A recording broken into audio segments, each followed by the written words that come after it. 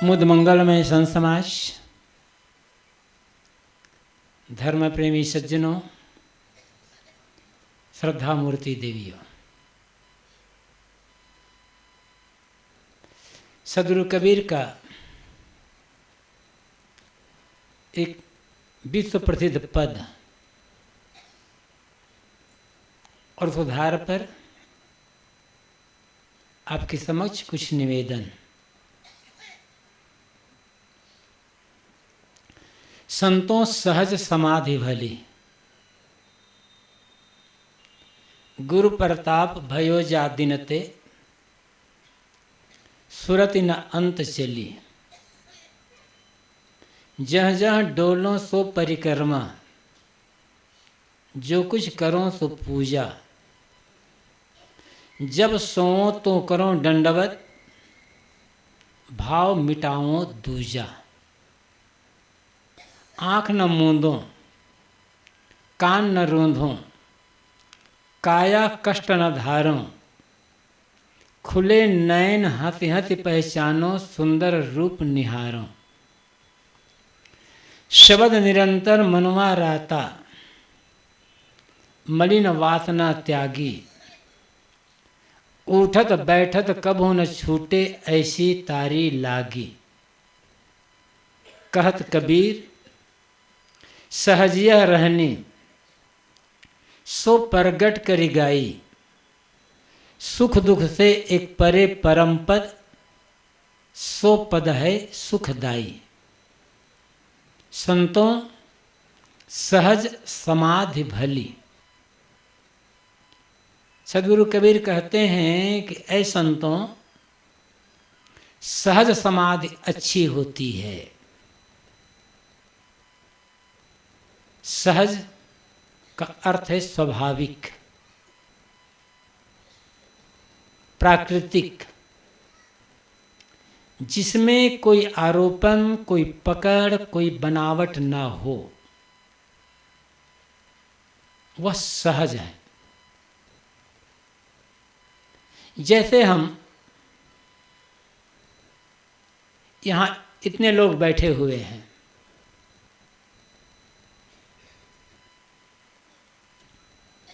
कौन बैठे हैं? मनुष्य।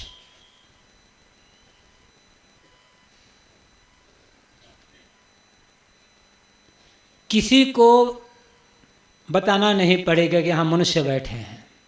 कोई भी आएगा तो देखेंगे, कहेगा भाई यहाँ तो सैकड़ों मनुष्य बैठे हुए हैं। लेकिन जब हम अपने को किसी से जोड़ लिए और कुछ मान लिए,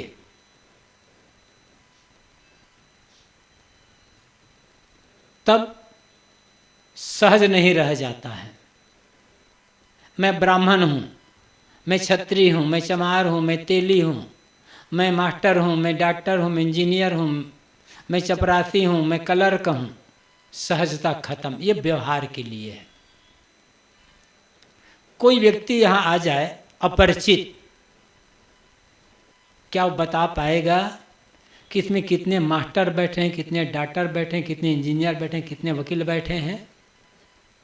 कोई बता पाएगा कि इसमें कितने साहू बैठे हैं, कितने यादव, कितने वर्मा, कितने चंद्राकर, कितने बघेल और कितने यादव और कितने मुराव बैठे हैं? कोई और बता पाएगा कि इसमें कितने कबीरपंथी बैठे हैं, कितने राधा स्वामी वाले बैठे हैं, कितने निरंकारी बैठे हैं, कितने हनुमान पूजने वाले, कितने राम पूजने वाले बता पाएगा? कितने बैठे छोड़ देंगे, ये तो छोड़ दो। अपरिचित व्यक्ति आ जाएगा ना, कितने की बात ही दूर, क्या बता पाएगा हाँ ये आदमी राम मानने वाला है, ये हनुमान पूजा करने वाला है, ये कबीरपंथी बता पाएगा क्या? अमुक अमुक इसमें डॉक्टर हैं, मास्टर ने, क्या बता पाएगा? कुछ नहीं बता पाएगा। लेकिन बता पाएगा कि यहाँ जितने बैठे हैं सब मनुष्य बैठे हैं। हम पैदा होते हैं तो आदमी बन करके, कोई मास्टर बनकर पैदा हुआ है, कोई क्लर्क बनकर पैदा हुआ है, कोई डॉक्टर इंजीनियर बनकर पैदा हुआ है? कुछ नहीं, सब मनुष्य बनकर पैदा है। मनुष्यता सहज है और मनुष्यता में कोई विभाजन नहीं है, कोई फर्क नहीं है। फर्क कहाँ पर है? जो हम जोड़ लेते हैं अपने को किसी चीज से, मैं बड़ी जाति का, मुझ छोटी जाति का, मैं बड़ा अफसर, वो छोटा अफसर, वो चपरासी, वो क्लर्क, जहाँ जोड़े और माने वहाँ भेदभाव शुरू हुआ, वहाँ छोटे बड़े की भावना शुरू हुई और मनुष्यता गायब होने लगी। आप मास्टर हैं, डॉक्टर, इंजीनियर हैं, कलेक्टर हैं, कमिश्नर हैं, चपरासी हैं, साहू हैं, यादव हैं, वर्मा हैं, ये हैं, ये केवल व्यवहार के लिए है। इनसे आप व्यवहारिक काम करें, लेकिन अपने को केवल मनुष्य माने। मनुष्यता का अहंकार नहीं होता है, जो स्वाभाविक है उसका अहंकार नहीं होता। जो अस्वाभाविक है, जो आरोपण, जो पकड़ है, अहंकार उसी का होता है। और वही भेदभाव, ऊंच नीच की भावना, छूत अछूत की भावना पैदा होती है।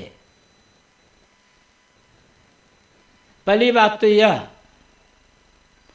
किसी भी आदमी को जन्म से छोटा मत मानो और जन्म से बड़ा मत मानो।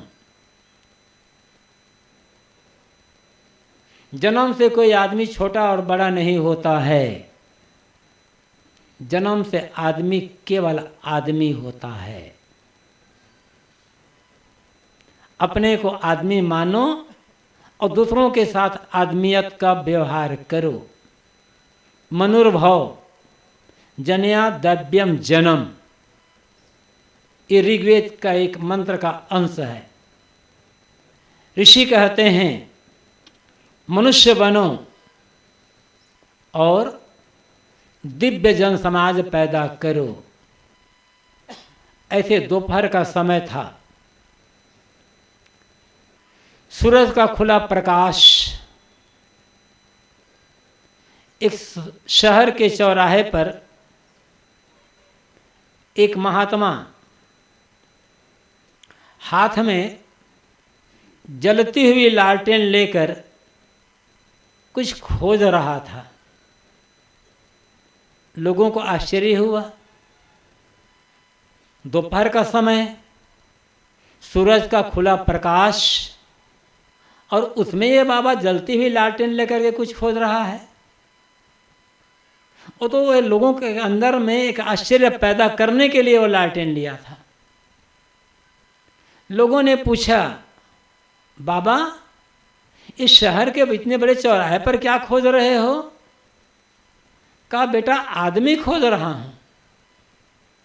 कहा, आदमी खोज रहे? हाँ। क्या देखो इतने लोग आ रहे हैं जा रहे हैं, ये आदमी नहीं है?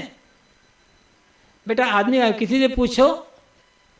कोई कहेगा मैं मास्टर हूँ, कोई कहेगा कि मैं क्लर्क हूँ, कोई कहेगा मैं डॉक्टर हूँ, कोई कहेगा चपरासी हूँ, कोई कहेगा मैं पंजाबी हूँ, कोई कहेगा मैं मद्रासी हूँ, कोई कहेगा बंगाली हूँ, कोई कहेगा साहू हूँ। कोई आदमी कौन कहेगा? आप लोग कहेंगे क्या? बिरले है जो ये कहेगा कि मैं आदमी हूं। और आदमी सच, बाकी सब झूठ। इतना समझ लो, जिसको देखते ही पहचाना जा सके, जिसके लिए पूछना ना पड़े, वो सच होता है। और जिसके लिए पूछना होता है वो झूठ होता है।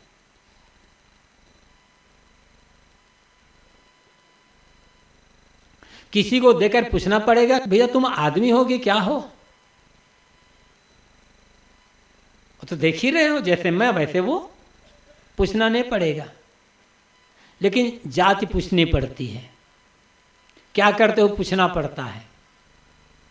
और जो पूछना पड़ता है उसी को हमने पकड़ करके बड़ा मान लिया, और जिसके लिए पूछना ना पड़े उसको हमने भुला दिया। इसीलिए समाज में विकृति है, इसीलिए विषमता है, इसलिए भेदभाव है, और इसीलिए धर्म के नाम पर मारा मारी है। सहज बने, अपने को कुछ माने ना, बस मैं मनुष्य हूं, मनुष्य बन करके जीना है और दूसरों के साथ मनुष्यता का व्यवहार करना, ये सबसे बड़ा धर्म है। इससे बड़ा कोई धर्म नहीं होता है। जितने धर्म माने गए हैं सब मत हैं, पंथ हैं, संप्रदाय हैं, परंपरा है, अपने अपने ढंग से लोग उपासना करने के लिए माना गया है। लेकिन सबसे बड़ा धर्म मनुष्य बनना और दूसरों के साथ मनुष्यता का व्यवहार करना। ये धर्म आ जाए तो दुनिया आज स्वर्ग बन सकती है। तो बात ने कहा सहज, स्वाभाविक, नेचुरल, जिसमें कोई बनावट, कोई पकड़, कोई आरोपण ना हो। दूसरी बात आप कहते हैं सहज समाधि। सहज समाधि, समाधि किसे कहते हैं? समाधि का एक अर्थ होता है ध्यान, जिसे हम मेडिटेशन भी कहते हैं। लेकिन यहां बात है सहज समाधि। समाधि को आप बहुत गंभीरता से न लें और ये न सोचें कि समाधि तो केवल साधुओं के लिए है, विरक्तों के लिए है। हम तो गृहस्थ हैं, बाल बच्चे वाले हैं, हमारे लिए समाधि की क्या जरूरत? समाधि की जरूरत हर उस आदमी के लिए है जो मानसिक शांति चाहता है। मन का जो रोग है, मन का जो तनाव, मन की पीड़ा से जो बचना चाहता है, उसके लिए समाधि की आवश्यकता है। और मैं समझता हूँ कि दुनिया में हर व्यक्ति मानसिक पीड़ा से बचना चाहता है, तनाव से बचना चाहता है। समाधि को देहाती ढंग से समझ लें कि समाधि किसे कहते हैं, समाधि है क्या। समाधि में दो पद हैं, दो शब्द, दो शब्दों को मिलकर के समाधि शब्द बना है, सम और आधि। दोनों जोड़ देते हैं तो हो जाता है समाधि। सम कहते हैं बराबर को, शमन हो जाने को, मिट जाने को, समाप्त हो जाने को। और आधि कहते हैं मन की पीड़ा को, मन के क्लेश को। वह अवस्था जहां पहुंचने पर हमारी सारी मानसिक पीड़ा का अंत हो जाए, उसे कहा जाता है समाधि। तो समाधि कोई अजूबी चीज नहीं है, समाधि कोई मात्र साधुओं के लिए नहीं है, हर मनुष्य के लिए आवश्यक है जो मानसिक पीड़ा से बचना चाहता है। मन की पीड़ा बाहरी किसी चीज से मिटेगी नहीं, चाहे कुछ भी कर लो। अंत में आपको इस समाधि और ध्यान का सहारा लेना ही होगा। यहां साहब ने सहज समाधि कही है, अन्यथा उन्होंने सहज ध्यान कहा है, और दोनों का अर्थ एक ही होता है। हर व्यक्ति को, चाहे साधु हो, चाहे गृहस्थ, चाहे स्त्री हो, चाहे पुरुष, 24 घंटे में कम से कम आधा घंटा या 1 घंटा ध्यान और समाधि का अभ्यास करना चाहिए। पहले आप झूठी समाधि का अभ्यास करो, जिसे असहज समाधि कहते हैं। चाहे सांस देख करके मन को रोको, कंसंट्रेशन ऑफ माइंड। समाधि का, ध्यान का पहला अर्थ है कंसंट्रेशन ऑफ माइंड। मन की चंचलता नरक का कारण, और मन की एकाग्रता, मन की स्थिरता, ये स्वर्ग का कारण। मन आपका चंचल है तो नरक बना हुआ है, मन शांत है तो स्वर्ग बना हुआ है। तो सबसे पहले हमें अपने मन को कंसंट्रेट करने की आवश्यकता है। तो उसके लिए कोई साधन लेना पड़ेगा, चाहे सांस देखो, चाहे ज्योति देखो, चाहे नाद सुनो, चाहे बिंदु देखो, चाहे गुरु के चित्र को मन में लेकर के वहाँ मन रोको, चाहे कोई जो भगवान माने गए हैं, जिनका चित्र आपने देखा है, आपका इष्ट है, उसमें मन को रोको। ये मन रोकने के साधन हैं। इसे समाधि की शुरुआत है, समाधि नहीं है। समाधि की शुरुआत यहीं से करनी पड़ेगी। पहले चंचल मन को, बिखरे हुए मन को एक बिंदु में एकाग्र करना पड़ेगा। हमारी शक्ति बिखरी हुई है, थोड़े थोड़े हमारा मन क्या से क्या सोचता है, कहाँ से कहाँ भाग जाता है। और चंचल मन से कोई बड़ा काम नहीं किया जा सकता। मन की एकाग्रता, चाहे आप अच्छा से अच्छा लेख लिखना चाहते हैं, चाहे अच्छी कविता लिखना चाहते हैं, चाहे कोई किसी किताब को पढ़ कर उससे ज्ञान प्राप्त करना चाहते हो, कोई भी हो, कोई बड़ा काम करना चाहते हो, तो आपको मन एकाग्र करना पड़ेगा, उसमें डूबना पड़ेगा। किताब पढ़ रहे हो और दिमाग घूम रहा है, पढ़ते जाओ 1 घंटा, पता नहीं चल पाएगा कि मैं क्या पढ़ा। आप मात्र 15 मिनट मन को एकाग्र करके किताब पढ़ें तो एक आदमी जो 2 घंटा पढ़ता है उससे ज़्यादा आपको ज्ञान मिल जाएगा। मन को एकाग्र करके कोई काम करें, काम बहुत बढ़िया हो जाएगा, थकान नहीं महसूस होगी।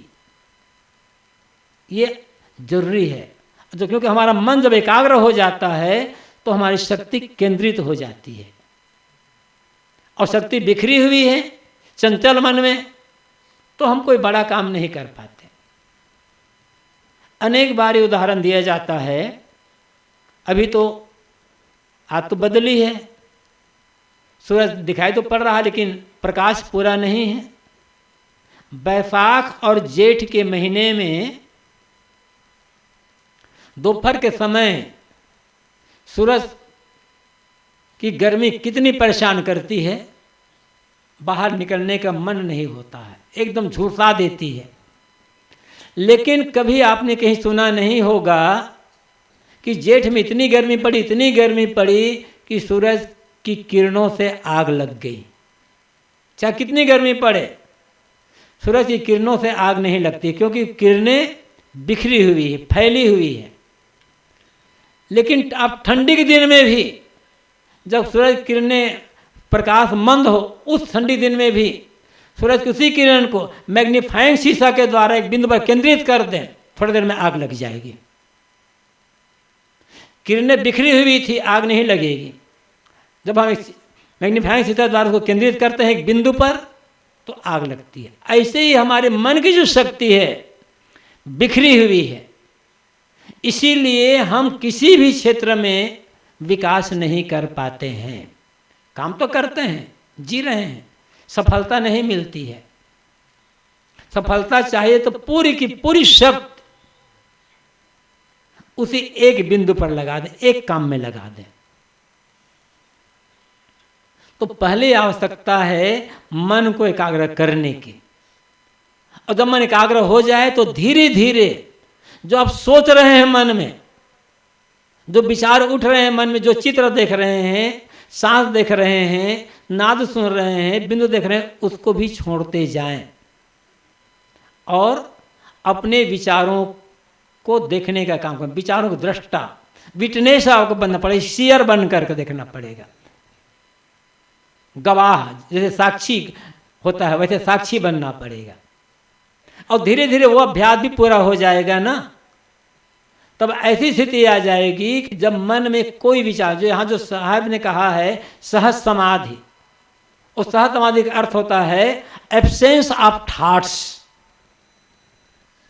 थॉटलेस माइंड नहीं, एब्सेंस ऑफ थॉट्स, विचारों की अनुपस्थिति, कोई विचार मन में नहीं है, निर्विचार मन, संकल्प रहित मन, वो सहज समाधि है। वहां पहुंचने पर आत्मा साक्षात्कार होता है, कह सकते हैं आप। उसी को आप ब्रह्म साक्षात्कार कर सकते हो। उसी को आप अपनी असंगता का, अपनी ओरिजिनलिटी का साक्षात्कार कर सकते हो। इसलिए साहब कहते हैं संतों सहज समाधि भली। इस पर बहुत व्याख्या नहीं करूँगा, आगे चलता हूँ। गुरु प्रताप भई जा दिन से सुरति न अंत चली। गुरु की कृपा से, गुरु के उपदेश से जब से मन इस सहज समाधि में प्रवेश किया तो अब मनोवृत्ति बाहर नहीं भटकती है। देखें कि कहाँ कहाँ भटक रहा है आपका मन। जितना भटकेगा मन उतना दुख, उतनी चिंता, उतना भय, उतनी असफलता। जहाँ है वहीं पर संकल्प पूर्वक आगे बढ़ते चले जाएं। आगे साहब कहते हैं, जहाँ जहाँ डोलूं सो परिक्रमा, जो कुछ करूं तो पूजा, जब सोऊं तो करूं दंडवत भाव मिटाऊं दूजा। एक होती है हमारे मन की दशा अभ्यास काल की, और एक होती है मन की दशा व्यवहार काल की। व्यवहार हमारे सामने है। ध्यान में आप कितना समय बैठोगे?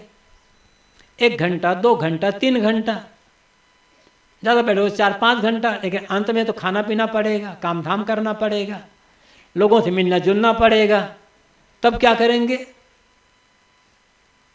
वो बाहर जो ध्यान कर रहे थे बैठ करके आप, उस ध्यान को आपको व्यवहार में लाना पड़ेगा। और व्यवहार में लाने के लिए क्या करना होगा?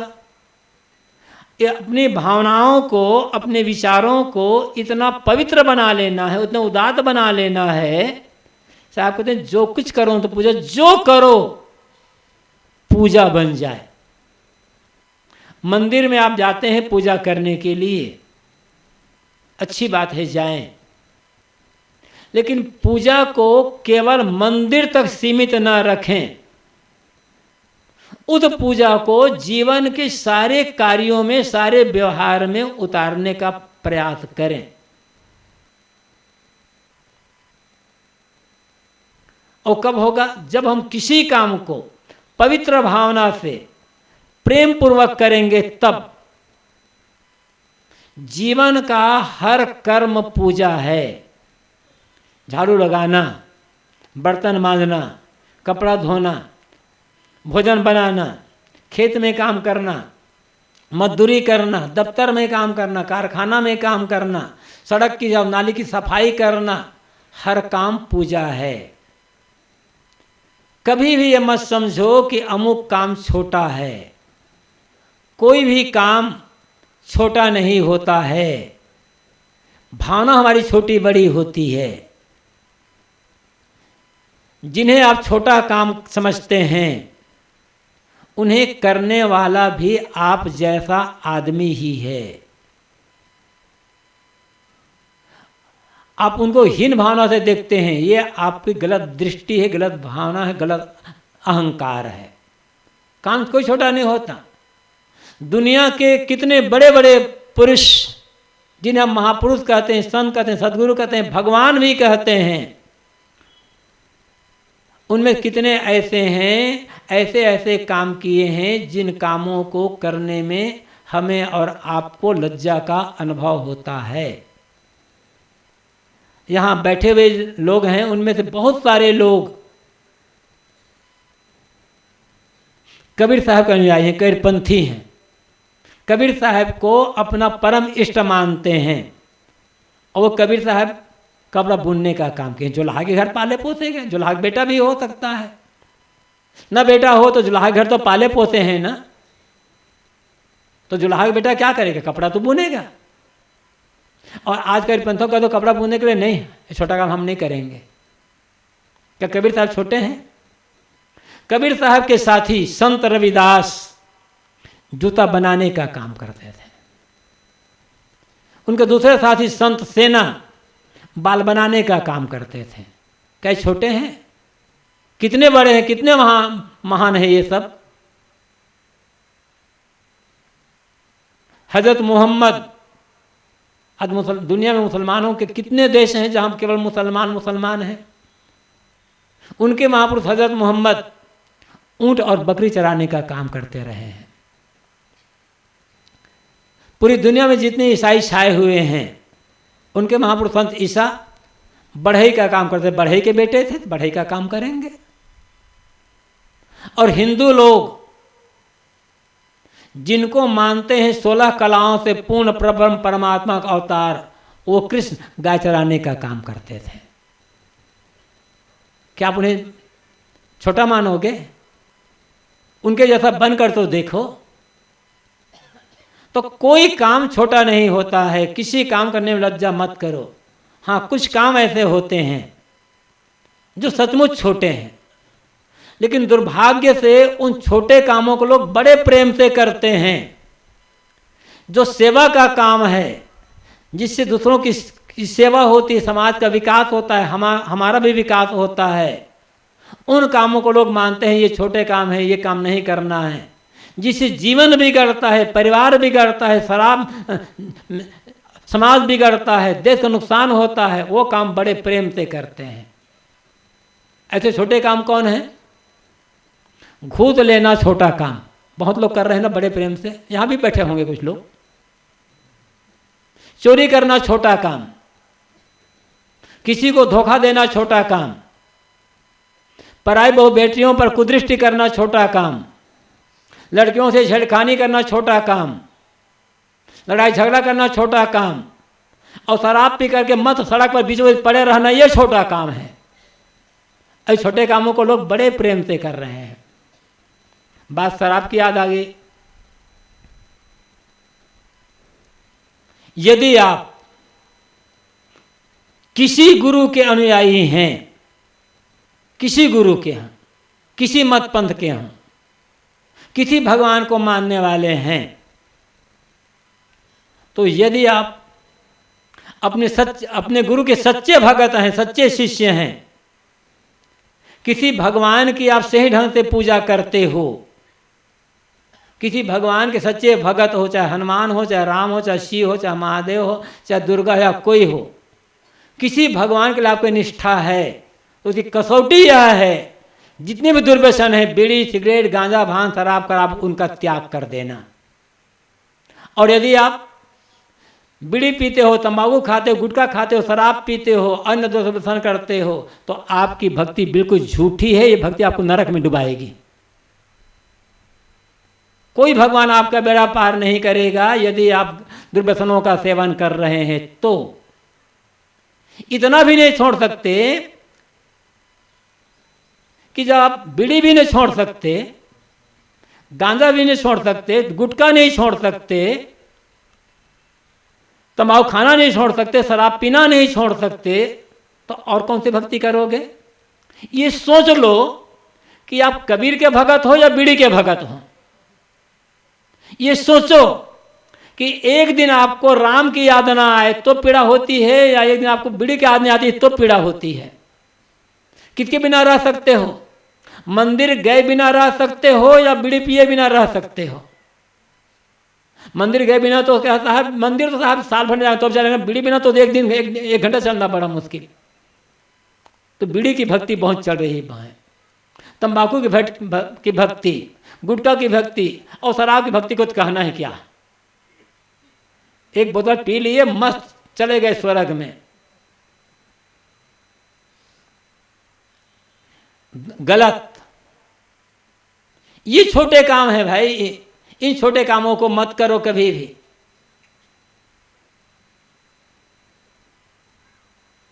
लेकिन दुर्भाग्य से बड़े प्रेम से लोग करते हैं, बड़े प्रेम के साथ चौराहे पर खड़ा होकर के मुंह से धुआं निकाल रहा है, लगता है कि भिलाई की स्टील प्लांट भट्टी उनको पेट में जल रही है।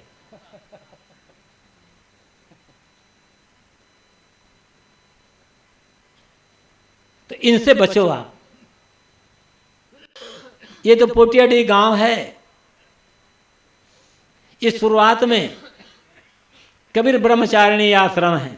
जब हम इधर धमतरी से आते हैं तो शुरुआत में ही एक कबीर ब्रह्मचारिणी आश्रम है। जब इधर से निकलते हैं तो आखिर में एक और कबीर आश्रम है। 2 कबीर आश्रम हैं। और यहाँ भी बहुत आराम से, बहुत प्यार से लोग शराब पी रहे हैं, शराब बेच रहे हैं, अंडा मांस मछली भी सब खा रहे हैं। थोड़ी तो लज्जा तो करो, थोड़ी देर मर्यादा तो रखो। कितने मंदिर हैं, कितने भगवान हैं इस गांव में। गायत्री का भी मंदिर बना है बगल में, और गायत्री वाले तो प्रचार कर रहे हैं बराबर कि दुर्व्यसन छोड़ो, दुर्व्यसन छोड़ो। भगवती मंडल बना है, वो भी प्रचार कर रहे हैं बराबर, लेकिन सब बेचारे हारते चले जा रहे हैं। क्योंकि आप बड़े होशियार लोग हैं, बड़े भगत लोग हैं ना। ये केवल ये इसी गांव की बात नहीं है, हर जगह ये है। शुरुआत तो करो आप। ये समय शादी विवाह का सीजन है, बहुत शादियां चल रही होगी, आगे भी महीना आएगा शादी विवाह का सीजन होगा। मेरा आपसे निवेदन है, आप चाहे अपनी बेटी का, चाहे अपने बेटे का, किसी की शादी कर रहे हों और निमंत्रण पत्र छपा रहे हो, आज तो बात बात निमंत्रण पत्र छपता है, कार्ड छपता है, शादी का कार्ड। जैसा आप छपाना चाहते हो बढ़िया से बढ़िया, जो मिनटा लिखना चाहते हैं तो लिखो उसमें, और आप क्या लिखोगे आपकी मर्जी। लेकिन यदि आप सचमुच में धार्मिक हैं, सचमुच में भगत हैं, तो मेरा आपसे निवेदन एक है कि शादी के कार्ड में ऊपर में एक वाक्य जरूर लिखा है, कृपया शराब पीकर बारात में ना आए। एक वाक्य लिखना जरूर शुरू करो। है हिम्मत किसी में? शादी कार्ड में जरूर लिखवा दें कि चाहे लड़की पछाओ लड़का पछाओ, कृपया शराब पी करके बारात में ना आए। शुरुआत तो करो भला, धीरे धीरे तो आगे बढ़ेगा। छत्तीसगढ़ में जगह जगह, गांव गांव में, जगह जगह गांव गांव में रामायण की प्रतियोगिता होती है। पहली बात तो यह है, रामायण प्रतियोगिता की चीज़ नहीं है। अब प्रतियोगिता में हार जीत की भावना, किसका हारमोनियम बढ़िया बज रहा है, किसका तबला बढ़िया बज रहा है, कौन मंजीरा बढ़िया बजा रहा है, कौन टीका बढ़िया कर रहा है, क्या कह रहा है गोस्वामी जी मतलब नहीं है। कौन बढ़िया बजा रहा है, कौन जो जितना बढ़िया फिल्मी तर्ज में गा सके वो गायक बढ़िया, उसको इनाम उसको मिलेगा ना। कुछ दिन पर रामायण प्रतियोगिता में ना डांस भी शुरू हो जाएगा, याद रखना, और मजा आ जाएगा। रामायण प्रतियोगिता होती है केवल इसी छत्तीसगढ़ में ज़्यादा होती है, और जगह नहीं होती इतनी कहीं प्रतियोगिता। वहाँ पाठ होता है, अखंड पाठ होता है। अच्छा चलो करो, सब लोग आगे हमारे हम राम के भगत हैं, हम राम के भगत, हम राम के भगत हैं। और दो पार्टी आती है ना, एक एक बोतल चढ़ा करके आती है। और ये रामायण प्रतियोगिता करने वाले भी लोग भी शराब की व्यवस्था किए रहते हैं पिलाने के लिए। कौन भक्ति है राम की? शराब की भक्ति की। ये शुरू करो भाई, कौन ज़्यादा शराब पीने वाला है, ये शुरू रख दो, लिखो फिर प्रतियोगिता में। रामायण के साथ साथ रामायण एवं शराब प्रतियोगिता लिखो। कितने डूब गए हैं लोग, कितने डूब गए हैं, जरा भी लज्जा नहीं, जरा भी शर्म नहीं है। कहते हम भगवान के भगत हैं, राम के गुणगान गा रहे हैं। राम के गुणगान गा रहे हो, शराब की बिक्री बढ़ा रहे हो। लेकिन ये बात नहीं है। समस्या ये कि ये है, समस्या क्या है, शराब न पिएंगे भट्टी बंद हो जाएगी तो जो मजदूर हैं बेरोजगार हो जाएंगे ना, इसलिए पीना पड़ रहा है लोगों को। बीड़ी पीना छोड़ दें तो बीड़ी फेटे में जितने मजदूर काम कर रहे हैं सबको बेचारे बेरोजगार होंगे, बाल बच्चे मर जाएंगे। उनको बाल बच्चे जिलाने के लिए बीड़ी पी रहे हो ना आप लोग, उनके बाल बच्चे जी जाएंगे। आप कम से कम सुधरो तो मैं ये कह रहा था कि छोटे काम होते हैं, चोरी करना, जुआ खेलना, लड़ाई झगड़ा करना, मारपीट करना, लड़कियों के साथ छेड़खानी करना, पराये बेटे पर कुदृष्टि करना, उनके साथ दुर्व्यवहार करना, और अपनी पत्नी को पीटना, वो राक्षस होगा। ये काम तो बहुत प्रेम से करते हो। मैं कहा करता हूं, बातें का आगे याद आ गई। पति बड़ा होता है, पत्नी छोटी होती है, ये धारणा अपने दिमाग से बिल्कुल निकाल दो। पति भगवान, पत्नी दासी, ये बात दिमाग में हो गई, बिल्कुल निकाल दो। कोई भगवान नहीं है, कोई दासी नहीं है, दोनों बराबर। पति और पत्नी मित्र हैं, दोनों जीवन यात्रा के सहयोगी हैं, जीवन यात्रा के साथी हैं।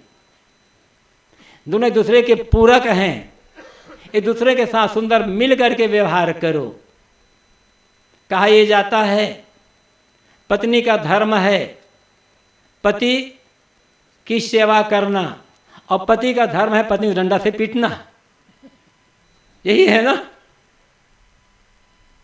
यदि पत्नी का धर्म है पति की सेवा करना, तो पति का धर्म है पत्नी की सेवा करना। पति बीमार पड़ गया, पत्नी का धर्म है बीमार पति की सेवा करना, उसके लिए भोजन बनाना, भोजन बनाती है, कपड़ा धोना, सब कुछ करना। लेकिन आपके घर में और कोई नहीं है, आपकी पत्नी बीमार पड़ गई, तो आपका धर्म है, आपका कर्तव्य है अपनी पत्नी की सेवा करना, उसके लिए भोजन बनाना, उसका जूठा बर्तन मारना, उसको अन्ना और पैर भी दबाना। पत्नी के पैर दबाने में कोई पाप नहीं पड़ेगा, नहीं दबाओगे तो पाप पड़ेगा। जब पत्नी आपके पैर दबा सकती है तो आप क्यों नहीं दबा सकते भाई? यदि ये हिम्मत नहीं है कि पत्नी बीमार पड़ी तो पत्नी के कपड़े धोने की हिम्मत नहीं है, उसकी सेवा करना, पैर दबाने की हिम्मत नहीं, तो शादी मत करना। दोनों बराबर हैं, दोनों बराबर के हकदार हैं, कोई छोटा बड़ा नहीं होता है। तब गृहस्थी की गाड़ी बढ़िया चलेगी, तब आपकी संतान जो आएगी वो संतान सुंदर होगी, संस्कारित होगी। और जहां लड़ाई है, झगड़ा है, वहां पर सोच लो कैसे होने वाला है।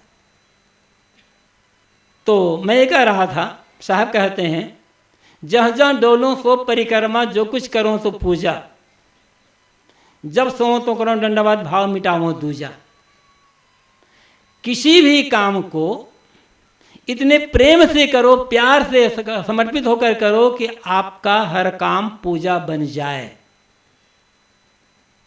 और जब तक कोई भी काम पूजा नहीं बनेगा तब तक कल्याण मार्ग में आगे आप नहीं बढ़ सकते, आप सुखी जीवन नहीं जी सकते हो, सच्चा सुख आपको मिलेगा नहीं।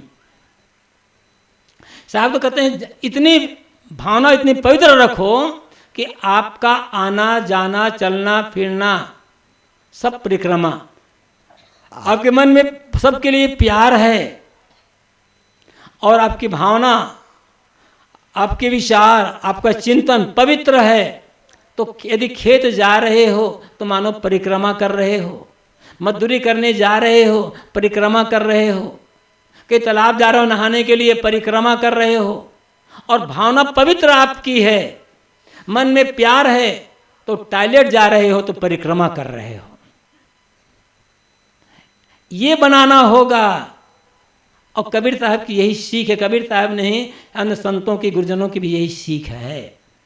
जब तक हमारा मन ऐसा नहीं बनेगा, हमारा हृदय उदार नहीं होगा, तब तक हमारी आध्यात्मिक प्रगति नहीं हो सकती, हम धार्मिक विकास नहीं कर सकते हैं। बाकी हमारा सब दिखावा, सब दिखावा, सब दिखावा हो जाएगा, सब दिखावा हो जाएगा। तो जहां जहां डोलो सो परिक्रमा, जो कुछ करो तो पूजा, जब सोओ तो करो दंडवत भाव मिटाओ दूजा। साहब कहते हैं ऐसा जीवन जिए मन में इतना प्यार हो और भावना इतनी सुंदर हो कि हर काम पूजा बनना चाहिए।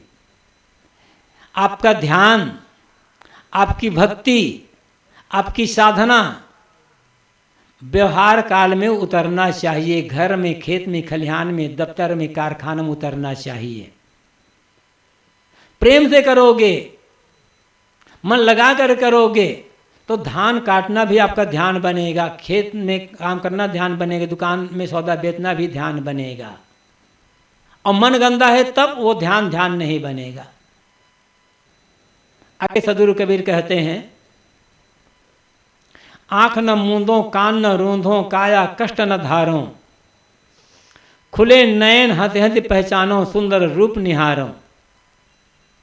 भगवान को देखने के लिए, देवी देवता परमात्मा को देखने के लिए मुझे आंख, नाक, कान बंद करने की आवश्यकता नहीं है। कहीं बाहर जंगल में, पहाड़ की गुफा में या अन्य जगह जाने की आवश्यकता नहीं है। साहब कहते हैं भगवान तो मुझे हर जगह दिखा, हर जगह दिखा, खुले नयन खुले नेत्रों से मैं जहाँ देखता हूँ वहाँ मुझे भगवान दिखाई पड़ रहा है। देखो इधर भगवती बैठी हुई है, इधर भगवान बैठे हुए हैं, इधर देवियाँ बैठी है, इधर देवता बैठा हुआ है। जिन लोगों को मनुष्यों में और प्राणियों में भगवान दिखाई नहीं पड़ता उन्हें कभी भगवान मिल नहीं सकता है। दुर्भाग्य, हम मूर्ति में भगवान देखते हैं, कागज चित्र में भगवान देखते हैं, पेड़ पहाड़ में भगवान देखते हैं, आदमी भगवान नहीं देखते। चित्र है, मूर्ति है किसी महापुरुष के, तो उसको देखने से उस महापुरुष की याद आती है, उस महापुरुष के त्याग, तप, उज्जवल आदर्श, साधना, उनके ज्ञान, विवेक, विचार, इनकी याद आती है, अच्छी प्रेरणा मिलती है और अपने जीवन को ऐसा बनाने के लिए मन में एक विचार उड़ता है। लेकिन चित्र में भगवान नहीं है, मूर्ति में भगवान नहीं है, पेड़ पहाड़ में भगवान नहीं है। भगवान है तो इन प्राणियों में है। कबीर साहब तो इसलिए कहते हैं, कबीर जेती आत्मा तेते शालिग्राम। जितने आत्माएं, जितने प्राणी हैं, सब शालिग्राम भगवान हैं। अलग कहाँ खोज रहे हो, समझना होगा। किसी सूफी संत ने बहुत बढ़िया बात कही है। इस्लाम परंपरा में यह माना जाता है कि एक अल्लाह, अल्लाह के अलावा और कुछ नहीं है, कोई दूसरा पूज्य ही नहीं है। उनका कलमा ही है ला इलाहा इल्लल्लाह, नहीं है कोई अल्लाह के समान पूज्य। ये रोज वो पाठ करते हैं, सबसे बड़ा अल्लाह। लेकिन उसी इस्लामी परंपरा में सूफी संत निकले।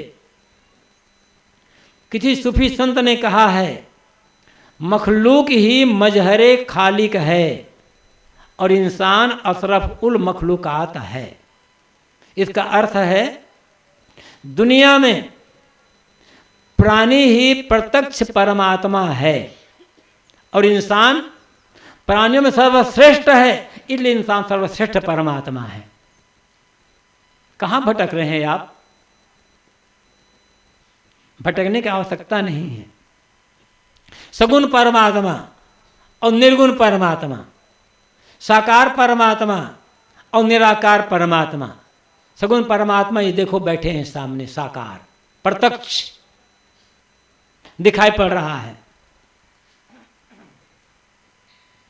इनको देखने के लिए क्या आँख कान बंद करना पड़ेगा? कहीं जंगल में जाना पड़ेगा? प्रत्यक्ष बैठे हुए दिखाई पड़ रहे हैं।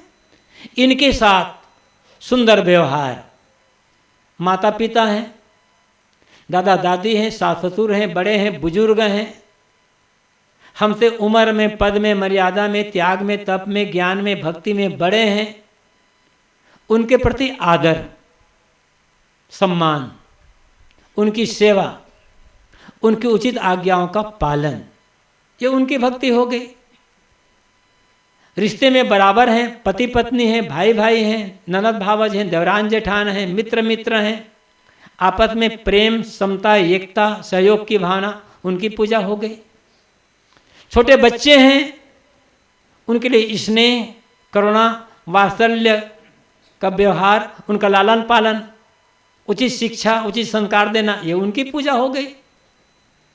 जब तक ये पूजा नहीं आएगी तब तक कोई पूजा काम करने वाली नहीं है। तो कबीर साहब का सगुण परमात्मा, साकार परमात्मा, ये प्राणी, और प्राणी में मनुष्य सर्वश्रेष्ठ। खोजना नहीं है, भटकना नहीं, समझना है।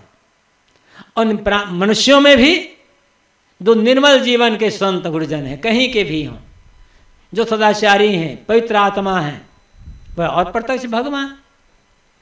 निर्गुण परमात्मा, निराकार परमात्मा हृदय में बैठा हुआ है, चेतन आत्मा। उसका कोई रूप रंग नहीं है, कोई आकार प्रकार नहीं है। तो बाहर सगुण परमात्मा, ये प्राणी, इनकी सेवा, सुंदर व्यवहार, आदर सम्मान, अंदर जो निर्गुण परमात्मा है आत्मा, उसका ज्ञान, और मन को बाहर से लौटा करके उसमें लीन करना, ये भगवान की भक्ति है। कबीर साहब कहते हैं, आँख न मूंदो, कान न रूंधो, काया कष्ट न धारो, खुले नैन हंसे पहचानो, सुंदर रूप निहारो। भगवान को देखने के लिए, परमात्मा देखने के लिए आँख नाक कान बंद करने की या कहीं किसी तीर्थ में नदी में जाने की आवश्यकता नहीं है। जहाँ देखो वहीं परमात्मा है। खुले नेत्रों से सबके साथ सुंदर व्यवहार, दया क्षमा का व्यवहार, आदर सम्मान, ये पूजा हो गई। शब्द निरंतर मनवा राता, मलिन वासना त्यागी।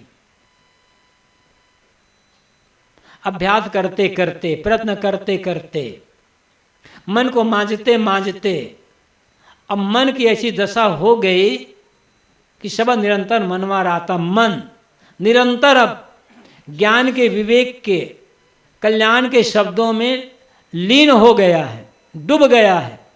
अब मन में कोई गंदी भावना उठती ही नहीं है।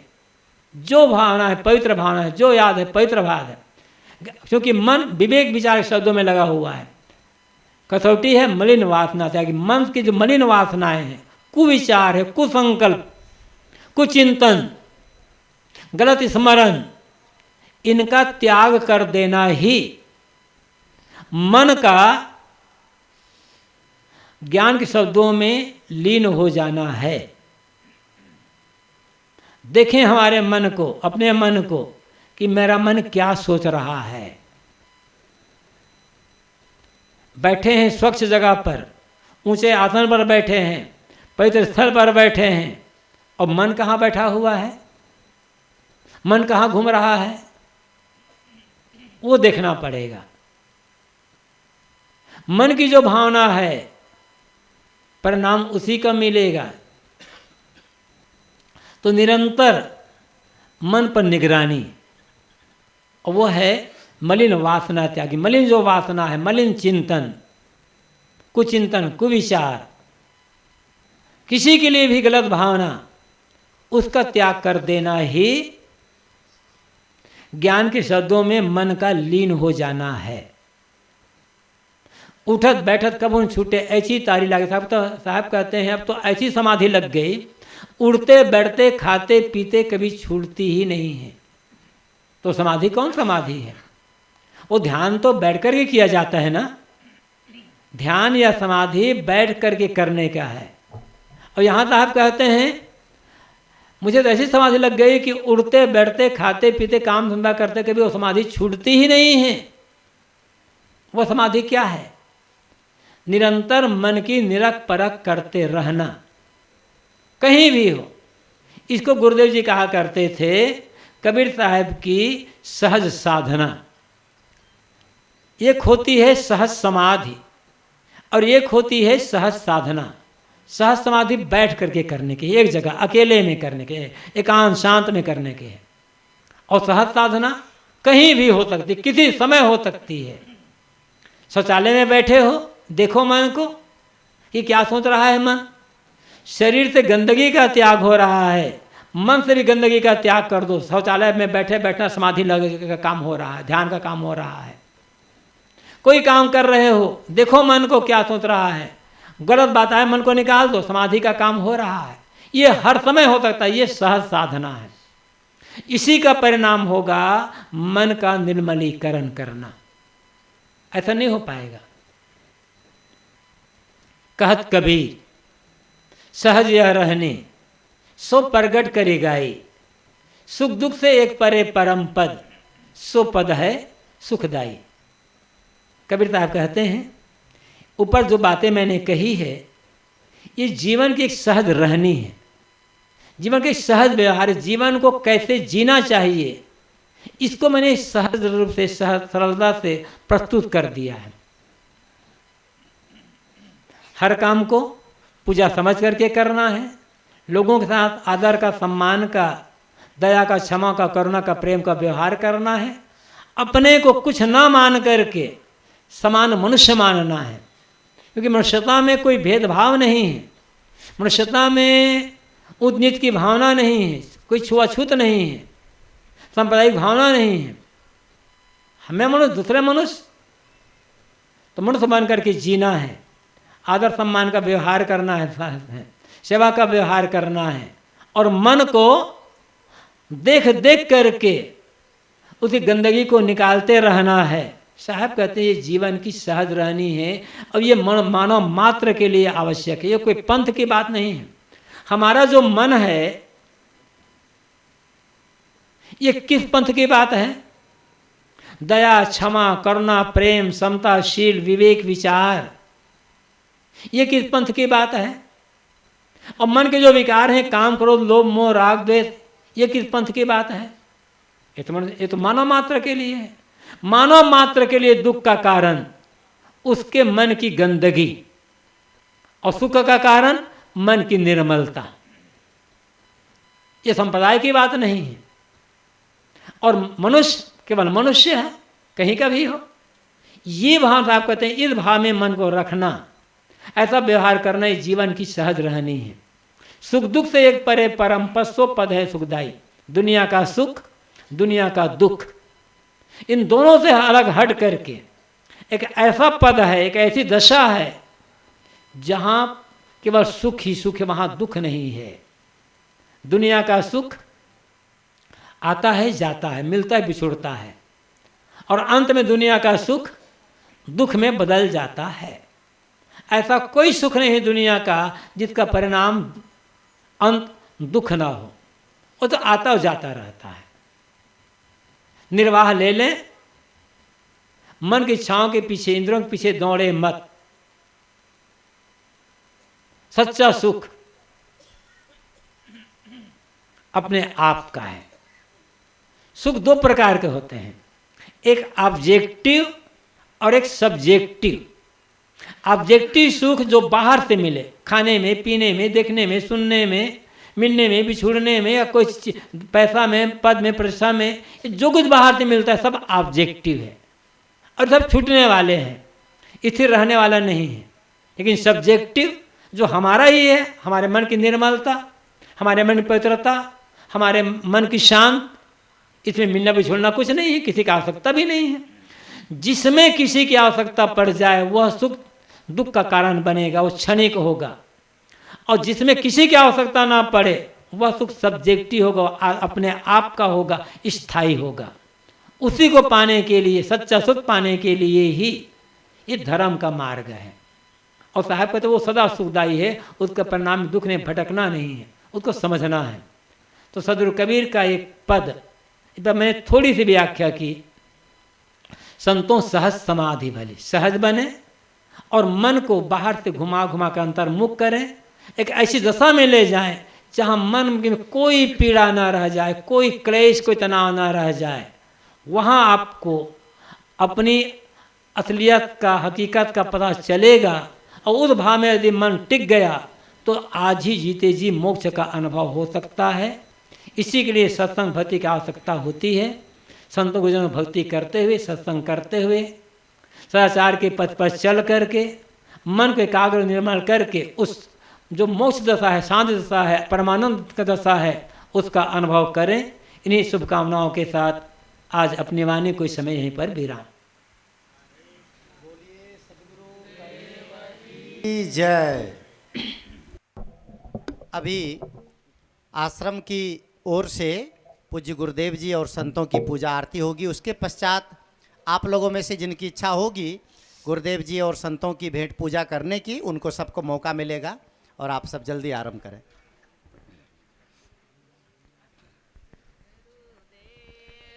सद्गुरु मुक्ति दाता दो पदे पले पूज्य बाल चंदन पुष्प चरणों हार गल मह दीजिए कर जोर करूँ मैं स्तुति गुरु तरण तारण दयाल हो क्षमा करो अपराध साहेब, दीन जीवन बाल हो। आप पारख रूप साहेब, जानते सब माह के। मैं अधम करमी जीव, सदगुरु नाही हाँ कछ लायकी।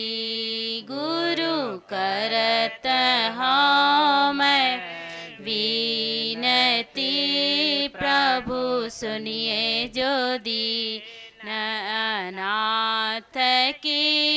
अधम उदाहरण भाव भयहारन, जीवन करत शनाथ की।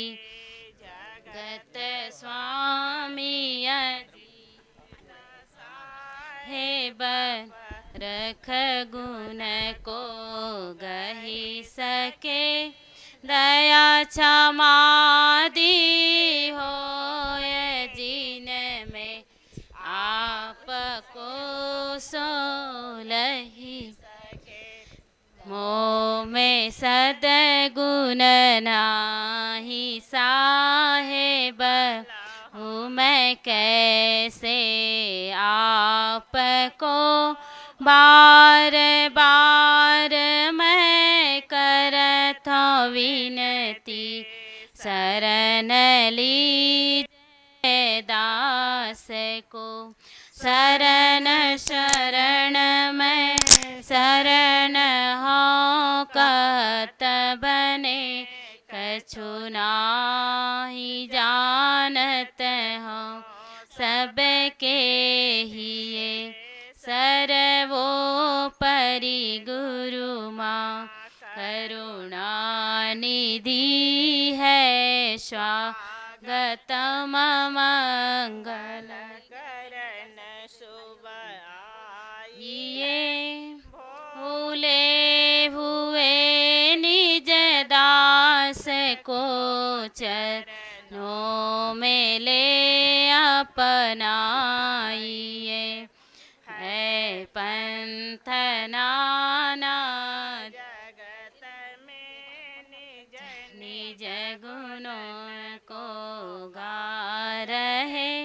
सबका ऐसा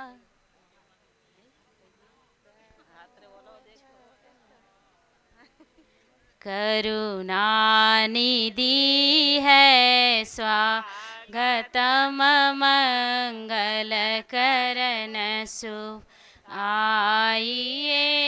भूले हुए निज दास को चरणों में ले अपनाइए। करुणा निधि है। स्वागतम मंगल करण शुभ आइए। भूले हुए निज दास को चरणों में ले अपनाइए। है पंथ नाना जगत में निज निज गुणों को गा रहे। सबका बता कर सार गुरु जी तुम्हारे दर्शन की बलिहारी।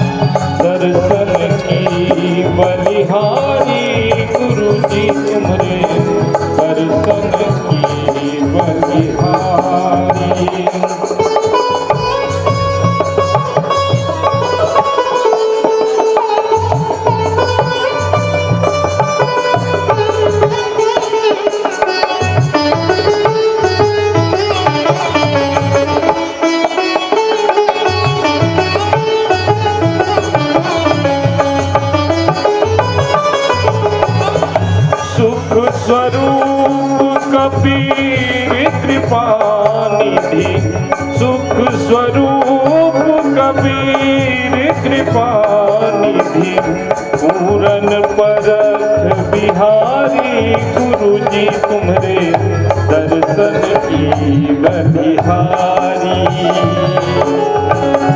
दर्शन की बलिहारी गुरु जी तुम्हारे दर्शन की बलिहारी दर्शन की बलिहारी गुरु जी तुम्हारे दर्शन की बलिहारी दर्शन की बलिहारी गुरु जी तुम्हारे दर्शन की बलिहारी